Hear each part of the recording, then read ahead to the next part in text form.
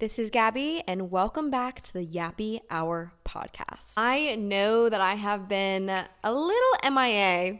Maybe that's an understatement. I think I've missed 3 weeks. This might be the fourth week that I've missed of uploading a podcast, and for that I apologize. I promise it's for good reason. I've spent the last few weeks dealing with some personal issues that kind of left me without the bandwidth to be able to sit down here and chat and upload and edit and do all the things it takes to get this podcast rolling weekly. But now that that has all been taken care of, we're back again. I promise I'm back to being consistent. If I do not put out an episode weekly or at least every other week, you guys have full permission to be in my DMs asking me, where's the podcast? Where is this week's episode? Because I promise that is the best motivation. Bring back public shame. Bring it back, because sometimes I need a little kick in my booty. But yeah, the past few weeks have been absolute insanity. The first thing that I've been dealing with is the bane of my existence, which is wedding planning. I was so excited to get engaged, and I thought it was going to be happy-go-lucky, look at my ring sparkle in the sunlight, strangers stopping me to look at it. No. Everyone who sees me with a ring on my finger asks me, oh my gosh, when's the wedding? What do you have planned? Where are you getting married? What day? What time? Let me tell you, up until 3 days ago, I had absolutely no idea because, one, it is extremely difficult to plan a wedding here in Florida. That isn't $1 billion. And two, I have run into so many issues with booking the church and the venue, and I literally sent out my save the dates with the wrong date. So if you are one of my friends and family and you got my wedding save the dates, just know that my wedding is actually going to be the following week. So it's not the date that I sent on my save the dates. So that was my bad. So awkward. Finally, we have everything pinned down. That's big. So we have the venue finally. We have the church. I've got the groom. That's all that matters, right? Everything else is just details that I will slowly figure out over the next 7 months. But wedding stuff aside, I also was dealing with a very unfortunate stalking incident. So for almost 10 days straight, I was dealing with being stalked by a girl who I met once, who I met through social media, a fellow single mom at that, so a mother with a child who spent her time having her friends and her family and she herself reaching out, harassing my fiance, harassing me, harassing my friends, harassing my followers online. Like, this girl went to many lengths, and I did a full 6-part story time on my TikTok. So if you want to hear more about that unfortunate incident, definitely go listen there. But yeah, so I was dealing with that, had to get law enforcement involved, unfortunately, but now it has finally come to an end. So I am free from the shackles of being harassed and stalked online. So thankfully that is over with. The wedding planning stuff is pushed aside. So now I kind of have a little bit more brain space open to be able to sit down and yap with you guys. So let's yap a little bit. One thing that I wanted to talk about here on this episode was specifically dating intentionally. So I talk a lot online about how I dated very intentionally, which is why I ended up with a ring on my finger 8 months later after I met my now fiance, because we both were so intentional taking those steps towards marriage. So what is dating intentionally? Let's start there. Dating intentionally is dating for the intention of marriage. So going into dating not thinking I just want a boyfriend, or let's just date and see where it goes, or I just want to go on dates and have fun. If you have that mindset with dating, that's actually the opposite of dating intentionally. No shame in the game, okay? You're allowed to have fun. You're allowed to date for fun. If your priorities are different and you're okay with being strung along or dating somebody for several years before getting married, or just having fun and being loosey-goosey and seeing where things go, all power to you. I've been there. When I was in my early 20s, I was not dating intentionally, okay? I was sitting down wondering, who am I going to have the most fun with? Who's going to take me on fancy fun dinners? Who am I going to have these exciting experiences with? And that's okay. I was in a different season then. I didn't have a child who was part of the equation. So once I did have my son, things changed drastically from my perspective, where I don't want to have fun. I don't want to be along for the ride. I don't want to be loosey-goosey, let's just see where things go, because I don't have time to waste. If I'm taking time away from my child weekly to spend with a person, this better be going somewhere, right? This better be ending in something. There better be a goal in mind. First step of dating intentionally starts way before you even meet the man, way before you go on the first date, way before you send the first hello message, okay? Dating intentionally starts with you knowing what are your intentions. What are you looking to get out of this experience? What is it that you want? Are you looking for a husband? Are you looking for a man of God? Are you looking for a protector and a provider? Like, I sat down and wrote down everything that I was looking for. And I told myself I would not settle for a man who did not check every single box on that list. And I'm not saying to be unrealistic. I wasn't here writing down like he has to be 6'4" or he has to make $500,000 a year. Those are details that come and go. Okay, money come and goes. I guess height doesn't come and go, but those are unimportant details that are not part of intentional dating. Sure, you can have a physical type. You need to be physically attracted to the man that you're going to spend the rest of your life with. Don't get me wrong. You can want that attraction. You can want him to be good looking. You can want all of those things. Great. But the most important traits that I wrote down were, 1, I wanted him to be a man of God. I wanted him to have a deep relationship with God and lead our family in our faith, because I'm religious and that's something that's important to me. I want to raise my children religiously. Maybe that's not the case for you. Again, this is such a personal thing. I'm going to tell you what I had on my list, but you should make your own list. What are the things that are important to you? If you could choose the perfect man who you know would leave you to have a more fulfilling life, who would add to your children's life, what would that look like? Is it somebody who's kind? Is it somebody who's soft-spoken and forgiving? Is it somebody who's a provider, somebody who's going to allow you to stay at home with your children, or who's going to support you in your own hobbies and passions? Make sure you find somebody who respects your passions and who respects your talents and pours into you and wants you to use those, right? Some more things that I put on that list was that I wanted somebody who meshed well with my family and I meshed well with theirs. Like, this is an issue that I've had in previous relationships where I felt like I wasn't super welcomed in another person's family, or like they didn't really fit in with my family. And as much as that's not like a deal breaker, it is important to me, especially having my son. Like, I wanted a family, like I wanted him to have parents that were going to treat my son like their grandchild. They were not going to have second thoughts that their son was dating a single mom, or that I had a child that wasn't biologically his, right? I wanted a very kind, loving, welcoming family because they're going to become my son's family. And that was something that was really important to me. Again, may not be important to you, and that's fine, but for me, that was like one of the top things. Another thing I looked at was, what does that person's social circle look like? So if I'm meeting a guy and I meet his friends and they're all single, 32, still sleeping around with girls, one night stands, doing drugs, partying, like I would get the vibe that, okay, like to a certain extent, I know that your friends aren't 100% indication of who you are and where you're at in your life. But to me, it's a big red flag. Like, I would not want to date a guy that still wanted to hang out with his friends and go out to the bars every weekend and hit on 18-year-old girls and be doing drugs and drinking and all of those things, that party lifestyle that, like, again, I'm a mom now. Like, I'm not down with that. Like, I don't want to party every weekend. I don't want to be with somebody who does drink heavily or do illegal drugs. Like, it's just not where I'm at in my life, right? It's just not the place that I'm at. So when I met my now fiance, seeing that he was the last one in his group that wasn't married and didn't have kids. Like, all of his best, closest friends had been married for a few years, had a kid or two, or their wife was pregnant. And so he was always around kids. Like, he had a friend group that like did barbecues on the weekends, right? They're going to like NFL watch parties. You know, they're not out at the club. They're not out at the bars. Like, sure, for a special occasion, I'm sure they do that.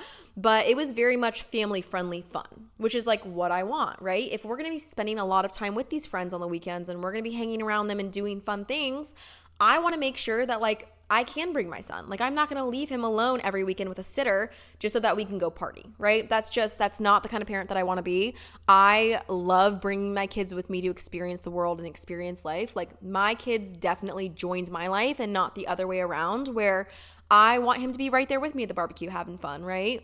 So that was something that was like a huge green flag for my fiance, was that he did surround himself with other like-minded people that were so wholesome, that did have good, clean family fun, and that were just good people as well. Like, just wholesome, down to the earth, like good, kind people who also like were so welcoming to me and my son as well. His family was amazing. He was a man of God. He was super passionate about what he was doing with his life and the things that he wants to do for his business and all of the lofty goals that he has for the future.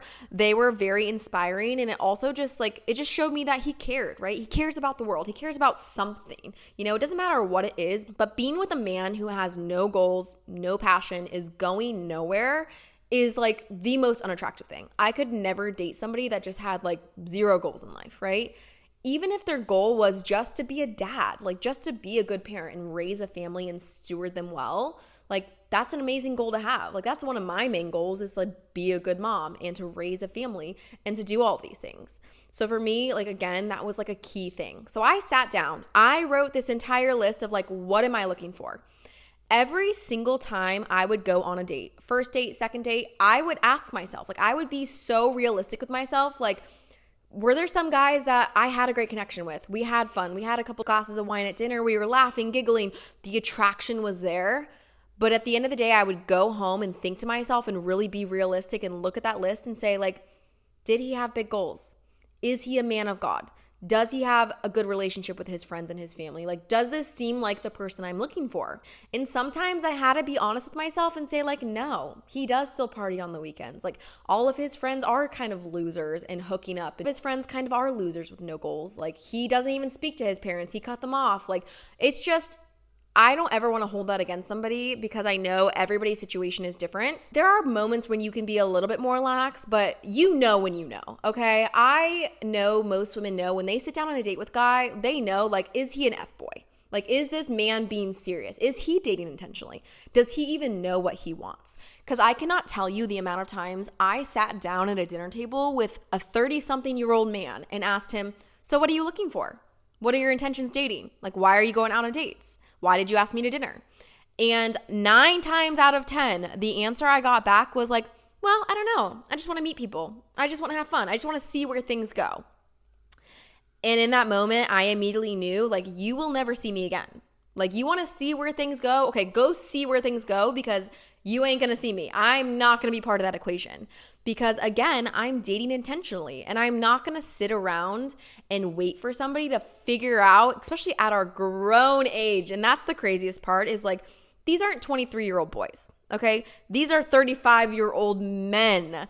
Honey, your hairline is very swiftly disappearing, and you still can't even figure out whether or not you want a serious relationship, whether or not you want a wife or a family. It's just, the dating scene today is mind-boggling. And I really feel bad for all of the women out there who are having to deal with it, because, I was in the trenches a year ago dealing with it, and I can only imagine it's going to continue to get worse. I can only imagine. So dating intentionally, the first step, figure out your intentions, okay? The second step of dating intentionally is to figure out their intentions. So when I sat down at a dinner table on a date, notice how I'm not telling him, I'm not saying oh, I'm dating intentionally, I'm looking for somebody who's a man of God. I'm not sitting here and giving him the blueprint, right? I'm going to sit here quietly and suss out from him, oh, but what are you looking for? Are you religious at all? What's your relationship like with your parents? Oh, do you have a good group of friends in the area? What do you guys do on the weekends? It is so easy to ask these seemingly nonchalant questions, but to suss out the truth. Because let me tell you, if you sit here and regurgitate everything that you're looking for to a man, you're going to find 9 times out of 10 a man who goes, yep. Oh yeah. Oh, I love my family. Oh yeah. I'm so religious. I go to church every Sunday. Of course, they're going to tell you exactly what you want to hear. So I would never answer a question first until I had already sussed out their answer, because I'm not going to give them the opportunity to just mirror what's important to me, to just mirror my morals, or to just regurgitate back out what I said I was looking for. Because again, there are lots of men who will do that because they don't really care. They'll say whatever it takes to get you, one, in their bed, to get you to stick around for a little bit longer because you're pretty and fun. And again, it's going to do nothing but waste your time, which the entire point of intentional dating is to cut the bullshit, to not waste your time, to not have to worry about, oh, we've dated for 3 or 4 months and now I'm just now figuring out that you don't want to have kids someday, or you're actually not religious and you don't want to raise your kids religiously and you don't even believe in God, right? Having these hard conversations up front, it's going to scare away the wrong people, which is entirely the point. A lot of people get kind of scared about intentional dating because they're like, well, I don't want to come on too strong. I don't want him to think I'm being, like, I want to be the fun, loosey-goosey girl that everyone loves. Okay, you don't need everyone to love you. And I need you to sit here and hear this for a second. Not everybody needs to love you, okay? Just one person needs to love you.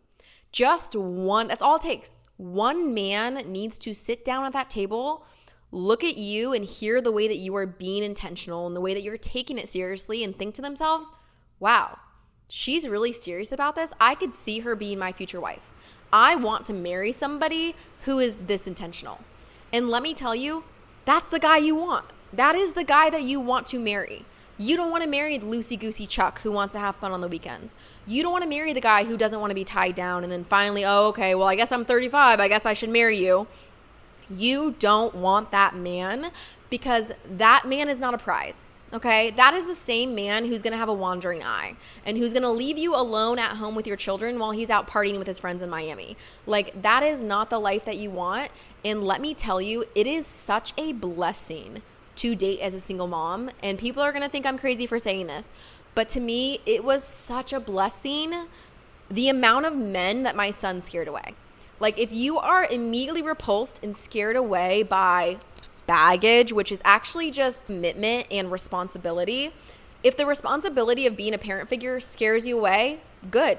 You're not the right man for me because I want to be with somebody who wants a family, who wants the responsibility, who will happily take that on because they are ready to be a father. They are ready to be a parent. They are ready for a serious, committed relationship. Because the entire point of intentional dating is to be in a committed relationship. It's to find the right person, to both be on the same page with no gray area, right? No questions left unanswered. Like, have the hard conversations up front so that you know you're on the same page, right? There's no miscommunication. We want the same things and we're working towards those.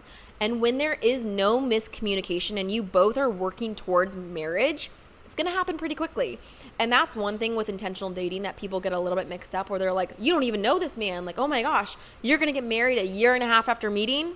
Yeah, I am, because I guarantee you the conversations that I have had with my fiance that I've known for a year, there are couples who have been together for 6 years who have not had that conversation, okay? And that is why it's so important to be intentional and to scare away the wrong people, because you don't want the guy that's like, oh, we'll cross that bridge when we come to it. Like, don't worry about that. Like, what we have is good. Like, don't ruin this happy, gushy little moment we're in just to worry about, oh, wait a second, I actually really want to raise my kids religiously. I believe in God. And oh, wait a second, you're an atheist and you don't want our kids to be baptized. And it's like, well, why worry about that now? Like, that's so far down. Like, 5 years from now, we can talk about that. By that time, now you've wasted another 5 years with this person. Now you get engaged and now you get married and you're like, wait, we still don't see eye to eye on this issue. And then it becomes a whole thing. And then it's like, well, maybe we're not meant to be together. Maybe we shouldn't have kids. Maybe we should get divorced. And it's like, well, there goes a decade of your life that you just wasted because you did not have those hard conversations in the beginning. So with dating intentionally, you've made your list. You figured out your intentions. Now you're putting yourself in a position to meet the right man. So you're going on dates. You're on the dating apps. You're telling your friends, hey, if you know anybody who's single, hook me up. I'd love to be set up on a blind date, right? So now you're going on the dates. You're figuring out their intentions. Finally, you sit down at dinner with a man who is just as intentional as you. You tell him like, hey, what are you looking for? And he's like, honestly, I want to find the girl I'm meant to be with. Like, I know that I'm meant to be a husband and a father and I want to find her. So I say, that's amazing. I'm dating intentionally too. Like, I'm definitely dating for marriage. If I start to date somebody, like, I definitely would want to get engaged and married within the next couple of years. Like, what's your timeline look like? And he says, yeah, that works for me. Like, a couple of years from now, I feel like that's the perfect timing of like, I'd want to date for a bit, get engaged, and then get married. So that now you know that you guys both want the same things, okay?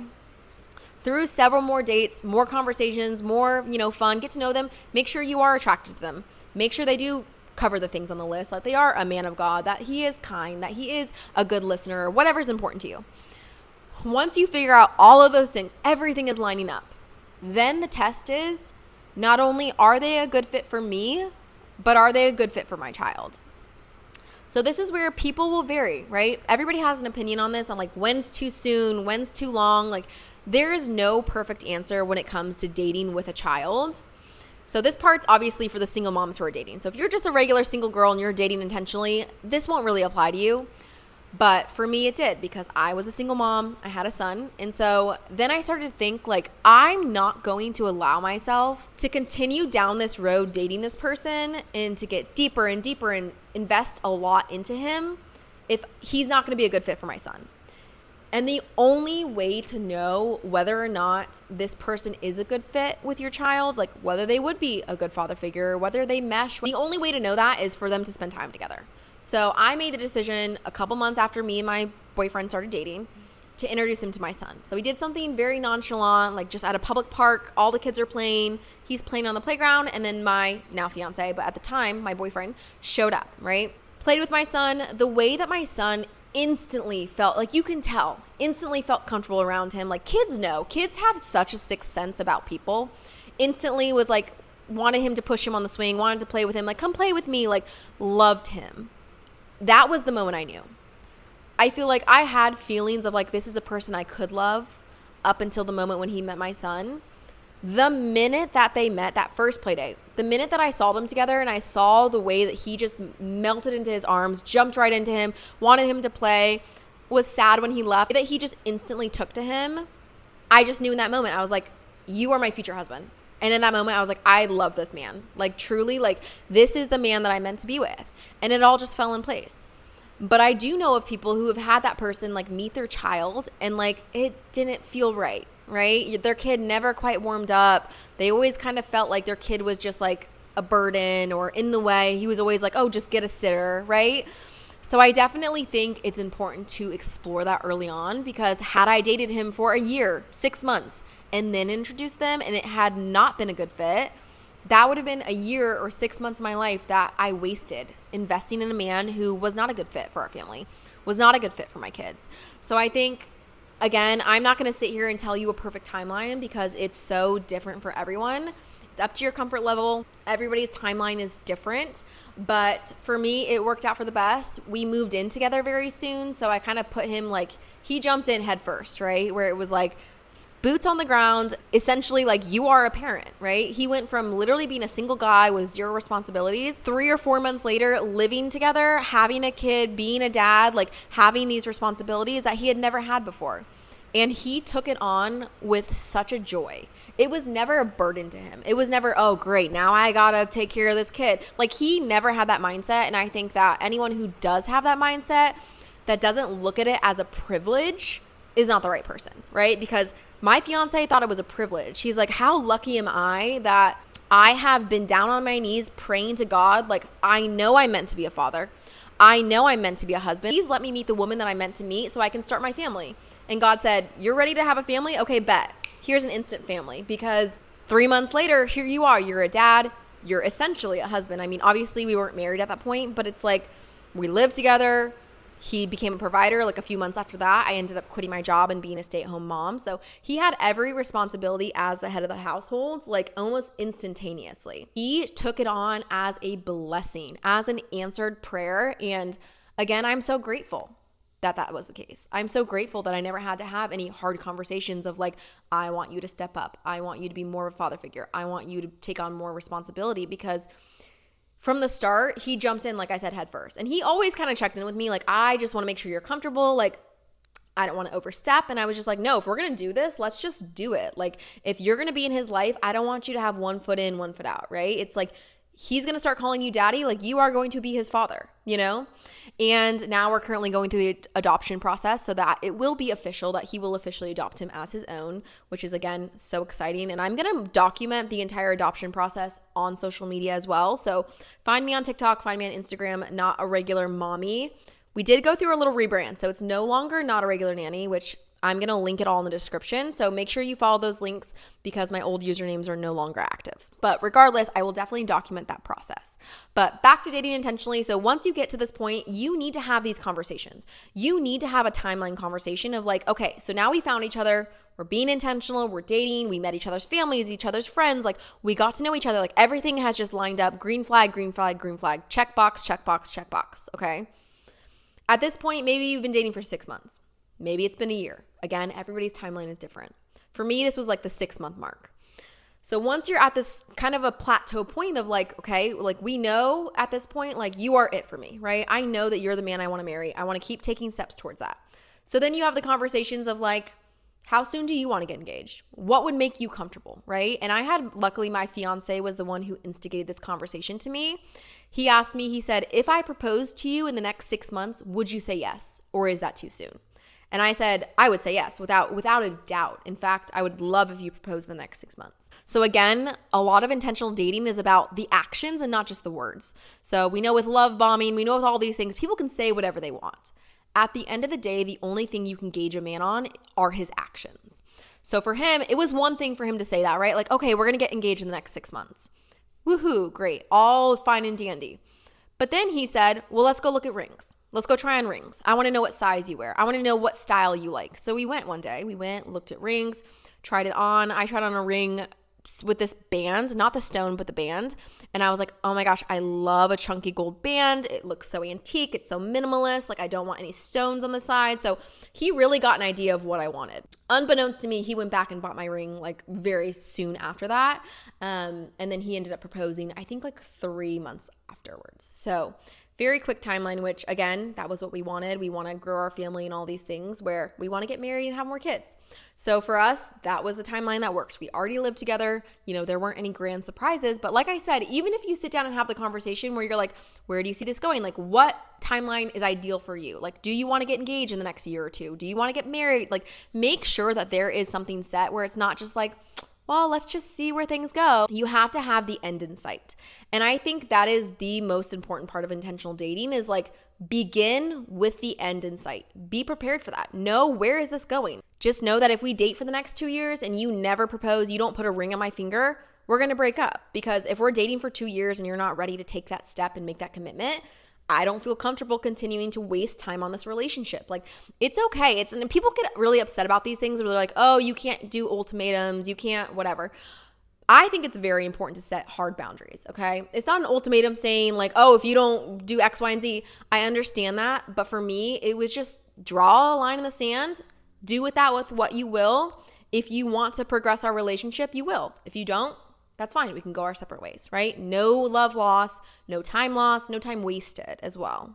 And I think the most important lesson of intentional dating is just to not settle, right? Because that's the whole point is like, you're not settling. You're not going to put up with it for X amount of years. You're not going to go with the flow. You're not going to, well, whatever he wants to do. No, you know what you want clearly written down in black and white.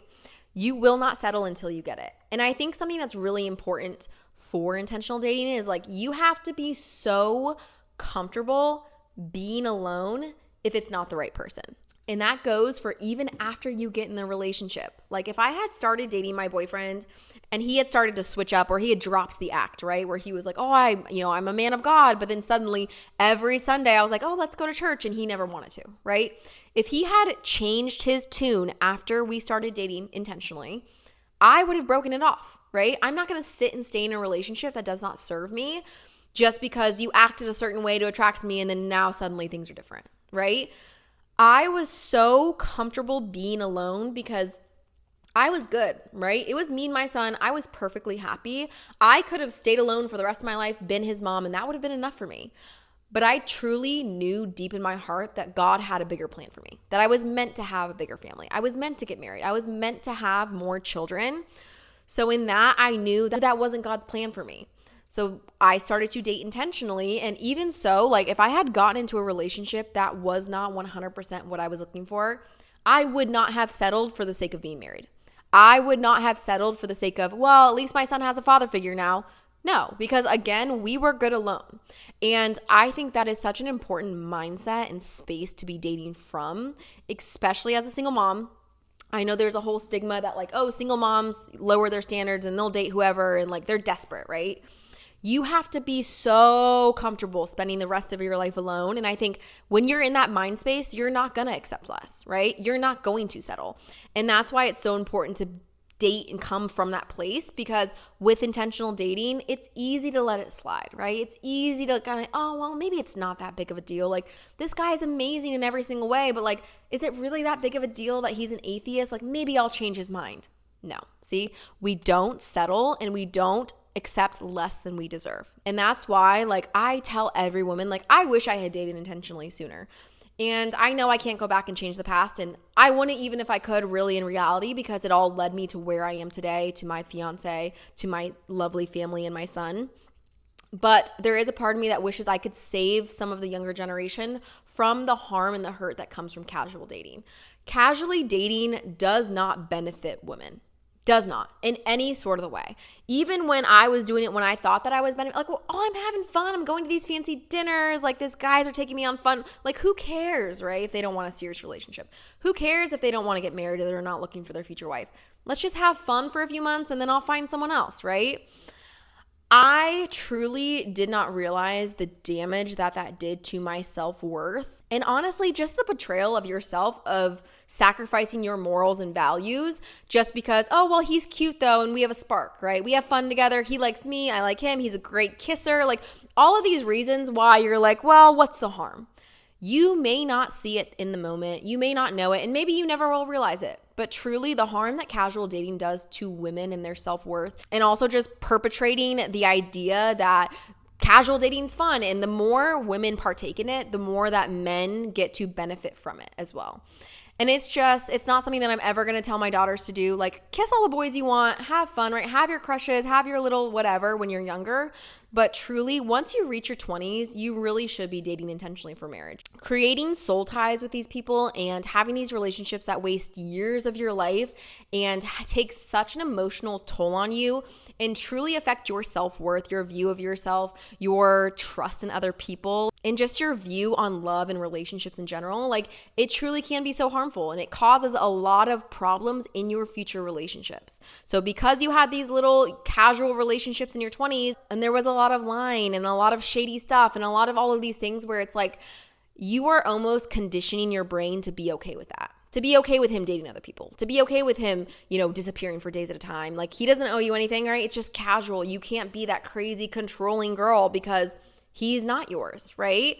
So I think putting yourself in a position to get hurt in that way, to be casual to somebody, to not be taken seriously, again, I think it can be so harmful. And if I could give anybody advice, it would be date intentionally, because 1 year later and you will have a ring on your finger. Like, there is nothing that you lose from being intentional, and there is so much you can gain, right? You can protect your heart. And it's crazy too, because this is the way that God intended it to be, right? God intended it to be one man, one woman, date intentionally, have the courting phase, and then get engaged and get married, right? You weren't meant to be casual. You weren't meant to date a bunch of people in your lifetime. Like, I truly think that God does not take things casually. Like, he created Eve for Adam, right? She was his missing rib. Like, the gravity of that, like, she was literally made for him. And the tie that comes with that, God did not create man and woman to be casual, okay? He did not create the love and the intense soul ties and the relationship between a man and a woman for it to ever be casual. And I honestly think he did that to protect our heart, like, truly. Like, there is a certain way that is considered the right way, and it's like, you might think like, oh, it's so controlling. Oh, they just don't want us to have fun. They don't want us to have bodily autonomy or do what we want. But knowing what I know now, being able to look back with the wisdom that I have now, I see so clearly that it was for my own protection, right? Like, we are truly children of God, and he is our parental figure where he is trying to protect us. He tells us through his teachings, like, wait till marriage, wait for the right person. The right person will wait for you. And that's another thing that I wanted to kind of touch on without going into too much detail about me and my fiance's private life. But I did make him wait. We weren't sleeping together early on in our relationship, right? We were not trying to have that physical connection because there were so many other things that were more important. I wanted to make sure we connected on our faith. I wanted to make sure we connected intellectually. I wanted to make sure the emotional component was there. And I got a lot of backlash from that, not from him, but from other people that I would have this conversation with, where they're like, well, you already have a kid. Like, you're literally a mom. Like, you let somebody else have that. Why would you withhold it from him? Right? When you know this is somebody who you love, this is somebody who you want to be in a relationship, like, why would you withhold that from him? And it wasn't like I did it intentionally as a test per se, but I guess in a roundabout way, that's kind of what it was, where I was like, the right man will wait. The right man will be happy to wait as long as I want to, even if we wait until marriage. The right man for you, a godly man, somebody who has the same morals and values and understands the thought process behind it. Like if he's in it for the rest of his life, like if he truly wants to marry you and spend the next 80 years with you by his side, he can wait a few months. He can wait a year, right? It's not the end of the world. And I think that was something that really also did really weed out the people who did not have good intentions, was like, are they willing to wait? Are they willing to respect that boundary? And again, I don't want to say that I would do things differently in my past, but I do wish I had waited a little bit longer in some of my relationships. I wish I hadn't slept with them early on. I wish I hadn't had sex before marriage, because it truly is just another thing that there is a reason why God says that sex should be within marriage. And my own personal beliefs, I don't think that going down to the courthouse and signing a legal document changes things in God's eyes. I really think that what God meant was that he wanted you to be deeply committed to each other for the rest of your life. You were meant to be with that person and that person only. Aside whether that means within marriage, within engagement, within whatever commitment you might say, conversation for a different day, but God truly meant for us to be deeply committed to the person that we did have those relations with. And again, I'm not going to tell you what to do in your life and your dating life, but I will say that not sleeping together with people that I dated, went on a couple dates with, 3 dates, 4 dates, 5 dates, making them wait much longer until we were in a committed relationship and things were serious, definitely weeded out a lot of people, because they were like, you know what? I just don't think that I am ready for a commitment like this. Like, it's so funny how there were some guys who were like so gung-ho, I'm ready to be a father, I'm ready for all of this, I'm ready for the commitment.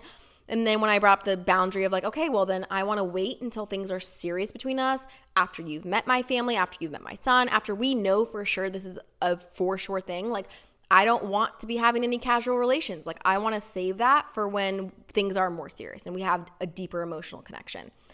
Some of these guys were dropping like flies. They were like, oh, well, actually, now that I thought about it, I don't really think I'm ready. Like, it was so comical to see in real time. But like I said, the guy is looking for a quick hookup. The guy who's looking for that fleshly desire is not your future husband. If he can't wait and get deeply committed to you before taking that step, he was never going to deeply commit to you in the first place. I hate to be the bearer of bad news, but it is so true. Like, there are men who get what they want and that's what they want. And then they're kind of like, well, whatever, So again, with intentional dating, it is just so important to set hard boundaries, to follow them, to have those intentions on both sides and work towards the goal of marriage. Again, I'm not going to try and sit here and preach to the choir and say that I have it figured it all out or I've done it all the right way, because this took me several years of trial and error and making mistakes and doing things the wrong way before I did do it the right way. And when I did it the right way, when I did it God's way, I truly think he rewarded me. And that is why I have such an amazing, fulfilling, loving, godly relationship. And I would not trade it for the world. I would do it 100 times over. It was so worth it in every single way. And now I get to marry my future husband. And I'm so, so excited. We are getting married spring of next year. And not to bring things back to wedding planning, but I did want to chat a little bit about this. There is such a crazy thing happening in the wedding industry. And I'm sure people are aware of this, but the way that prices have absolutely skyrocketed in the last 10 years in the wedding industry, it is criminal, okay? I was my sister's maid of honor 10 years ago in her wedding, and this was back in 2015. So I remember their budget and what my dad gave her money-wise and what they were kind of working with their budget planning a wedding. They by no means had a big budget, okay? They had a small wedding budget. They had a beautiful wedding, okay? There were some things that they skimped on. Like, I think her wedding dress was like $300. There were some things that they didn't care too much about. The catering wasn't, I think it was just like a barbecue place. Like, there were things definitely that they saved on because they had a smaller wedding budget, but like they had the live music, they had a beautiful venue, beautiful church. Like, they did all the things, okay? They had a party bus that took us like from the church to the reception. Like, there were a lot of fun little things that they did that I'm like, I would have to sell a kidney to be able to afford at my wedding. Like, I knew that things were going to be a lot more expensive, but I was not prepared to try on some of these like basic wedding dresses that are like $5,000, $4,000, $3,500. And that's before you pay for alterations. Getting a quote for alterations, it's like an extra $1,000. So I'm like, okay, do I need to sell a kidney to be able to have the wedding of my dreams? And my parents are helping us out with the wedding. They're probably going to pay for about half of what we end up spending total. And I've been posting a lot about this on social media, but there are some things that I just don't care about at my wedding that I'm like, I'm not going to do just for the sake of doing. Like, I'm not going to have flower girls. I'm not going to have a ring bearer. I'm not even hiring a wedding photographer, which is something that was really, really, really upsetting to some people online. I feel like it's very controversial. But for me, I just don't care about photos. Like, I don't care if my wedding's Instagrammable, right? I want to be there in the moment, enjoying the day. And some of the quotes I got for a wedding photographer was like $4,000, $3,000. And I'm like, again, like that's going to eat up a big chunk of our budget when I don't even care about the photos. So I'm not having a wedding photographer. I think we're going to do some sort of like disposable cameras or maybe like a little photo booth or something at our reception. Because I do want some documentation, but like with today's iPhones, like they take amazing photos. I literally don't even care. I have a good friend who does like professional sports photography that's going to be at the wedding. So she's going to take some like actual wedding portraits of me and my fiance, then husband, and our wedding parties and families. That'll probably be like 10 shots. Like I just want 10 good photos of like the wedding party and call it a day, you know? So there are just these things that aren't important to me that I'm not going to go into debt or like spend thousands of dollars to do at my wedding just because, oh, well, everyone does it, you know? I am like kind of becoming like a DIY bride a little bit with my budget bride hacks. If you are a budget bride or you are trying to have a wedding in the next few years, definitely follow up on my bridal playlist on TikTok because I have been trying to post a lot of information on there. Some great ways to save a buck on your wedding and not spend an arm and a leg because, geez, I thought we had a pretty good budget, you know, like thousands and thousands and thousands of dollars that I'm like, oh, this will get us a great wedding. And I'm over here like pinching pennies because it is not stretching as far as I thought it would. But I know that it'll all work out in the end. And at the end of the day, I really would be happy with just me and my fiance in a white dress and my son. Like, there is not much that's important to me. And I think it's because I am a mom and a parent and I have my son. Like, I just have a little bit of a different perspective where I'm just like, it's just a wedding. Like, I would have been just as happy eloping.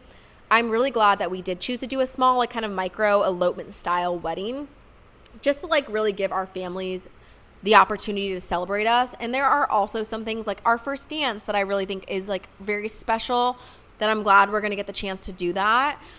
So really exciting. Lots of wedding content coming. I promise I'm trying not to be too insufferable with the wedding content, but I do post a lot about being a 2026 bride, which is really exciting. So if you're getting married soon or if you're interested in that kind of stuff or you want some budget tips, definitely follow up with that playlist. I try to update it a couple times a week, just kind of keeping you guys updated with the wedding plan process. But I think I'm going to do a full wedding price breakdown to show like how much I spent on my wedding so far and like what we think we will spend total, what our budget is, like what things cost. Because I'm also in Florida and Florida is not a cheap place to get married. Like things here are a little bit pricier than if you were to go get married abroad, if you were to get married in the Midwest, right? It's just a different ball game, which is fine. I wouldn't change it for the world. We are going to get married in the same church where my son got baptized. So that's something that's super special to us that I was like, you know what, at the end of the day, like it's special to me to get married in the church where he was baptized, like, and just have that family connection. Something about it just, I don't know, it just felt right. So we are going to get married right here in Northeast Florida, and we're really excited to celebrate with all of our friends and family. But if you are one of my friends and family and you got a save the date, please don't forget, we're going to send out a big PSA, but that date is wrong. So more on that to come soon. But anywho, it was fun yapping with you guys today. I know this was a little bit of a shorter episode, but I did really want to nail it down, the intentional dating and why I think it's so important, because I feel like, again, it's not something that people talk about very often, especially 2025. Like, things are very different now. I feel like intentional dating was the norm up until like the 2000s, and then suddenly the boom of like hookup culture and casual dating just kind of took over. And, you know, I'm kind of glad that there is a kind of resurgence, a wave of people going back to dating the right way, which again, there's no judgment. Like, I have friends who have found their husband from a one-night stand, okay? I don't knock it. I think that God meets you wherever you are and he will send you your spouse wherever you are. But there is something to be said about dating intentionally and saving yourself from the heartbreak, saving yourself from the wrong people. Like, it's almost like a shield of armor that it will push away the people who aren't right for you, right? And especially when you're a mom with a child involved, you can't just think about you and protecting yourself. You need to protect your children, right? You don't need to have them meeting 6 different guys, right? Having a new father figure every 6 months. Like, that is damaging to children. And again, I don't judge other mothers. I know that everyone's situation is different, but truly date intentionally and save yourself and your kids the heartbreak. Cannot recommend enough. It is so, so worth it in the end. But anywho, love y'all. If you don't already, follow me on YouTube, find me on TikTok, find me on Instagram, all the places. I will link it in the description, and we will yap again next week. But until then, cheers. Yap with y'all soon.